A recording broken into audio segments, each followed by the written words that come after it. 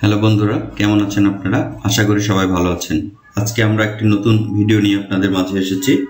আজকের ভিডিওর বিষয়বস্তু হচ্ছে কিভাবে আমরা মাল্টি লেজার এবং মাল্টি আইটেম ক্রিয়েট করতে পারি ট্যালি ERP 9 এ।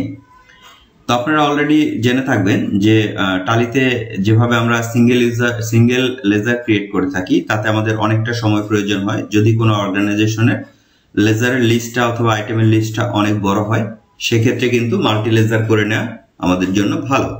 এক্ষেত্রে আমাদের কিছু অ্যাডভান্টেজ এবং ডিসঅ্যাডভান্টেজ আছে।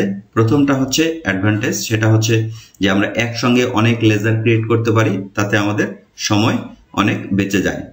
আর ডিসঅ্যাডভান্টেজটা হচ্ছে যদি আমাদের ডেস্কটপ কম্পিউটারে আমরা কাজ করি, আমাদের যদি পাওয়ার ব্যাকআপ না থাকে, তাহলে আমরা কাজের মাঝখানে যদি কোনো কারণে আমাদের কম্পিউটারটা বন্ধ হয়ে যায়, তাহলে কিন্তু আমাদের ডেটাগুলো আর সেভ হবে না, যেহেতু আমরা প্রতিটা লেজার 1 বাই 1 সেভ করছি না।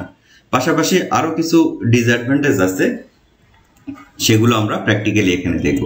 আপনারা অলরেডি জানেন যে আমাদের অ্যাকাউন্টস ইনফো থেকে আমাদের লেজার ক্রিয়েট করতে হয়। অ্যাকাউন্টস ইনফোতে আমরা চলে গেলে এখানে আপনারা লেজার এবং ক্রিয়েট, এখানে আমরা একটা লেজারের নাম লিখি, আমরা যদি এন্টার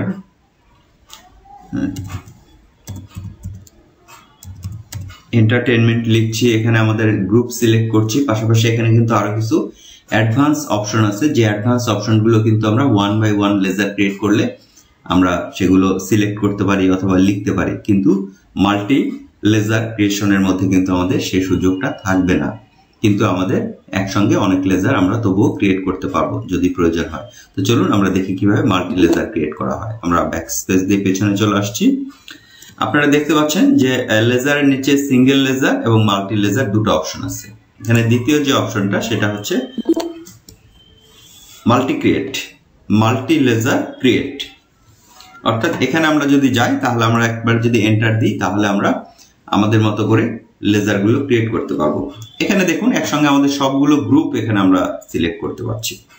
যদি আমরা কোনো একটা পার্টিকুলার গ্রুপ সিলেক্ট করি, যেমন আমি যদি মনে করি যে ইনডাইরেক্ট এক্সপেন্সটাকে আমি সিলেক্ট করব, ইনডাইরেক্ট এক্সপেন্স সিলেক্ট করে আমি যদি এন্টার দিই, তাহলে আমি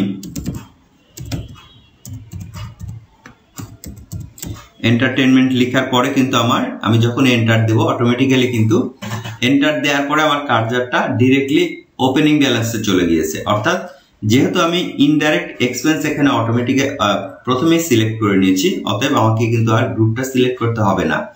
প্রতিবারে আমি যদি একটা করে লেজার তৈরি করি, এরপরে এন্টার দিলে কিন্তু আমার পরবর্তী স্টেপে চলে যাচ্ছে।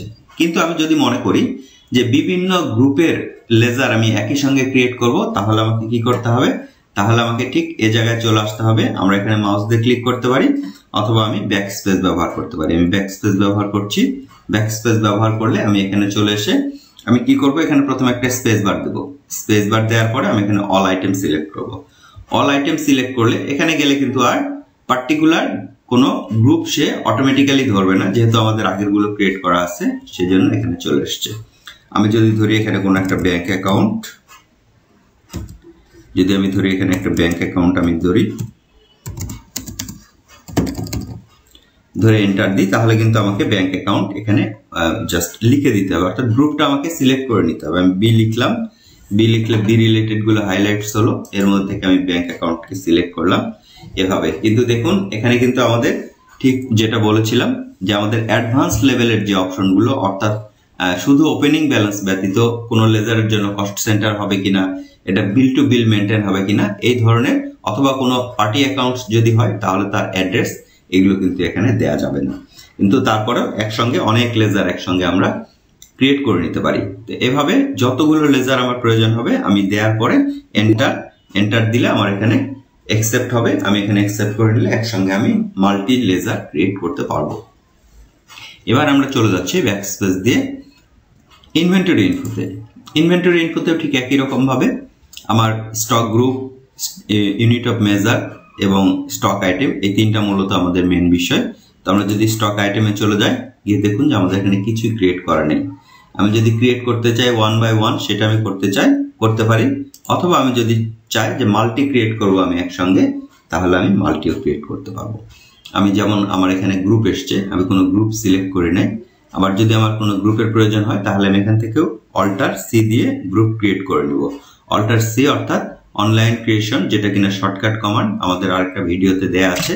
শর্টকাট কি এর একটা ভিডিও দেয়া আছে, সেটার মধ্যে আপনারা শর্টকাট কিগুলো দেখে নিতে পারবেন। আমি অল্টার সি প্রেস করলাম। অল্টার সি প্রেস করে আমি এখানে বললাম র ম্যাটেরিয়ালস নামে আমি গ্রুপ ক্রিয়েট করলাম। এটা প্রাইমারির আন্ডারে ইয়েস করে নিলাম। আমি যদি এখানে ধরি আমার আইটেম 1, এখানে ইউনিট আমি দিতে পারছি। ইউনিট আমার ক্রিয়েট করা ছিল, ইউনিট দিয়েছি। আমি ধরলাম 1000 পিস, রেট ধরলাম আমি 100 টাকা। এরপরে আমি আবার এন্টার দিয়ে চলে আসছি। এরপরে আমি যদি বলি আইটেম 2, এভাবে আমি আমার 1 বাই 1 আমি এখানে সিলেক্ট করব আর এখানে আমি দিতে পারবো যে আমার কি প্রয়োজন। এভাবে আমাদের মাল্টি লেজার এবং মাল্টি আইটেম আমরা ক্রিয়েট করতে পারি আমাদের প্রয়োজন অনুসারে। তো এই ছিল আমাদের ভিডিওর বিষয়বস্তু। যদি আপনাদের ভালো লেগে থাকে তাহলে লাইক কমেন্টস করে আমাদের সঙ্গে থাকবেন। আর যদি এগুলো কোনো উপকারে লেগে থাকে এবং পরবর্তী ভিডিও আপনারা পেতে চান তাহলে আপনারা সাবস্ক্রাইব করবেন। ধন্যবাদ সবাইকে।